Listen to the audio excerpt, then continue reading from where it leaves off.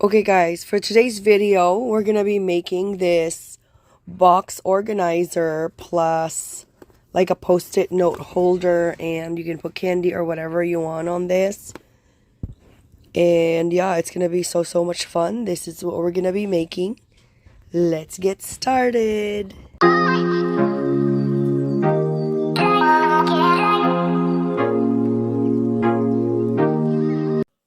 Okay, my friend, so the first thing we're going to create is always the base. So the base is always smaller than the lid because you want to be able to get them all fit together. This base is 11 and 7/8 by 11 and 7/8, and you're going to score it at 1/2 inch and 2 inches on all four sides. And then you're going to create it into a box. This is what I did during the live that I wasn't able to finish. So that's your lid. I'm going to put it in the description box for you. This next one, this is the base, and this is the lid. The lid is a little bit bigger, so this is 12 by 12. And for the 12 by 12, my friend, you're going to score it differently. You're going to score it at 7/8 and 2 inches on all four sides. So 7/8, 2 inches, turn, 7/8, 2 inches, do the same exact thing. And then you're going to create your tabs. Remember how I taught you how to create all the boxes with reinforcements? It's exactly the same as what we did right there. Same exact thing. And then don't forget that you have to assemble this with this in mind, okay? So this is where we're at right now. So right now, these areas with tabs, we're going to close that first because you don't need that flapping around right now. So we're closing it. Okay. And then I'm going to tell you the process of how I made the carrot house. Okay. I already have plans, but I couldn't make it happen. So the tabs is next. So make sure that before you actually assemble, you're actually putting it right here and so forth. So we're gonna put these reinforcements already. So we're gonna attach it. Same as the other one. So if you're doing the lid, you have to attach the reinforcement so there's no surprises when it comes to the thickness. And then now we're going to kind of practice it like this. Okay, see? You see what we're talking about? Like, it is a little bit more bigger. Okay, and then you close it up. Just like that.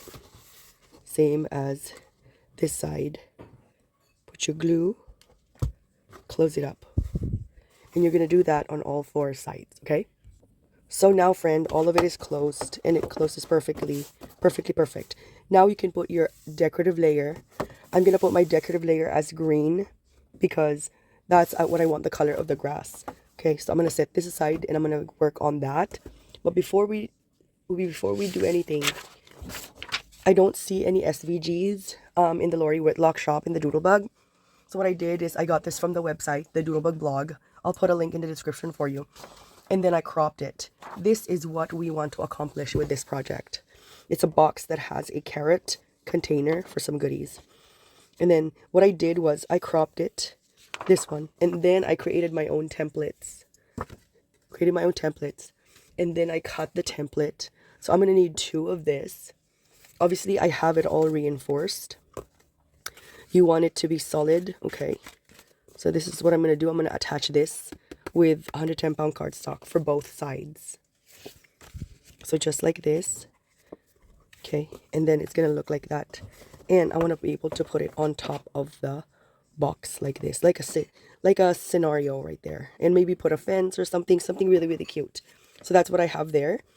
So those 4 cutouts. And then the side portion, you're going to need a 12 by 4. This 12 by 4 piece of paper you're going to need because that's going to be your side panel. And we're going to score it. I want you, my friend, to score it at, so this is a 4 by 12. You're going to score it at 1/2 inch on both sides at the 4-inch mark. So at the 4-inch mark, score it at 1/2 inch on both sides. Next, at the 12-inch side, you're going to score it at 5/8 on both sides.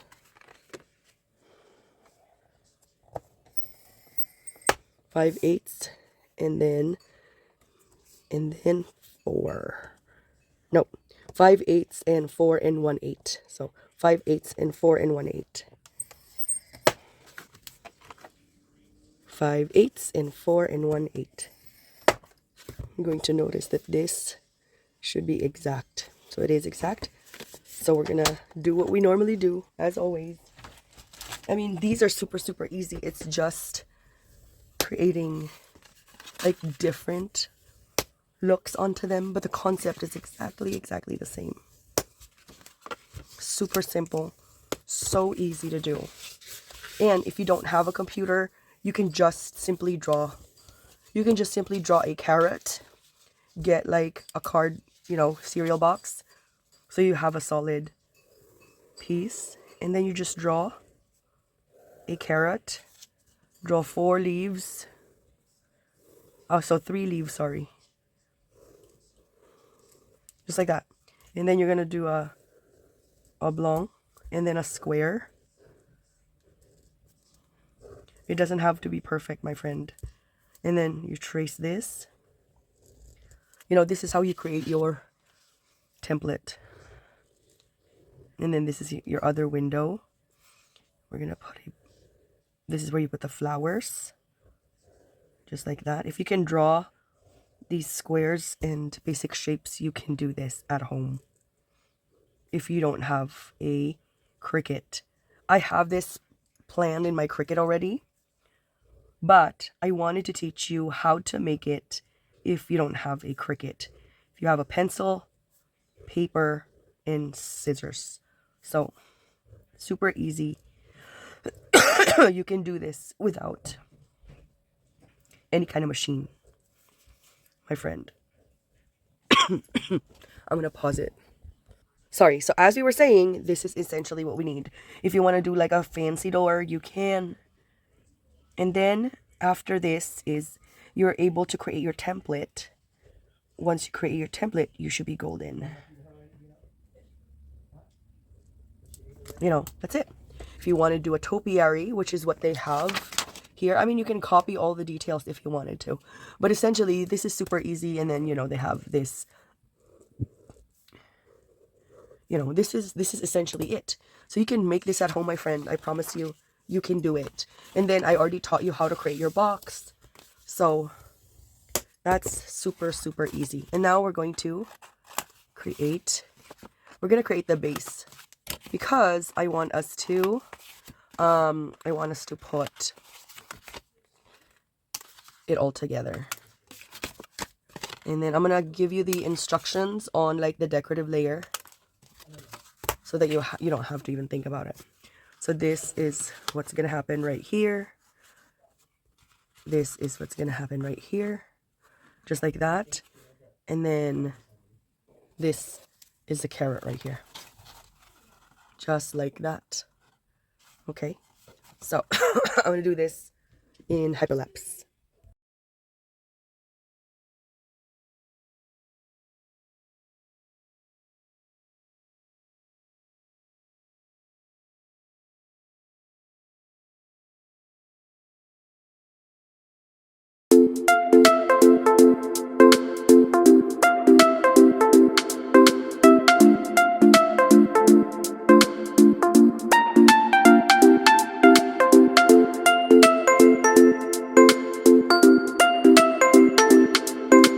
So now that we have stitched everything, now we're going to assemble it.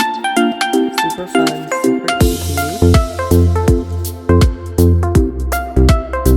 You just put glue. It's perfectly measured. Right there. So cute, super fun. Make sure you massage your paper. Okay, because you're negotiating with your paper. Your paper is very stubborn, but you're the boss. Even if they're 110-pound cardstock. As you can see, I did not put any stitching in the back. I'm okay with it being non-stitched and it doesn't have doors and everything. That's fine with me. Next, we're going to start assembling. Okay. Be patient with this portion because it's going to be one at a time, and that's okay. anything worth doing is worth doing great. Okay, so you just slowly be patient in putting it together. Don't rush. It only takes extra seconds. And since we were using a glue gun, it's so much faster. This is how you create like a 3D project without a Cricut or a die. Normally just by looking at an image, you know, you can freehand draw it. If you don't have a printer, that's absolutely okay. Actually, it's so much better if you don't use a printer. You can just use freehand because you can adjust everything to your specifications, like how tall you feel like doing it, etc., etc. So that's why it's good freehand. But you're gonna need patience, and that's okay. Okay, next is last. I'm just like putting it and adjusting it like this. Be patient. It's gonna be okay. You don't want to mess this up after like doing an amazing job with all the stitching, right? I'm thinking maybe I should color the windows, but I'm not sure. Maybe with my ohuhu, I'm not sure. Something really, really light.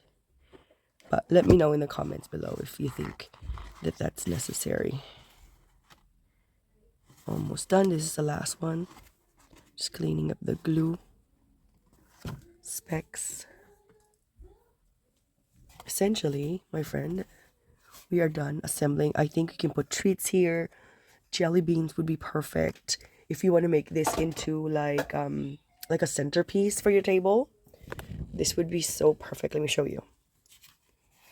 Isn't that so pretty? We don't have the decoration yet. We don't have any of these friends yet. We're gonna do that later. But what I want to do is I want to discuss with you these layers. This is gonna be green. Like this top layer will be green. And we're gonna measure it so you know what to cut. And I'm gonna be putting stitching on this one. So this is 8 by 8. So you're gonna get a 7 and 7, 8 squared. And this one is 7 and 7, 8 by, the height I think is 1 inch.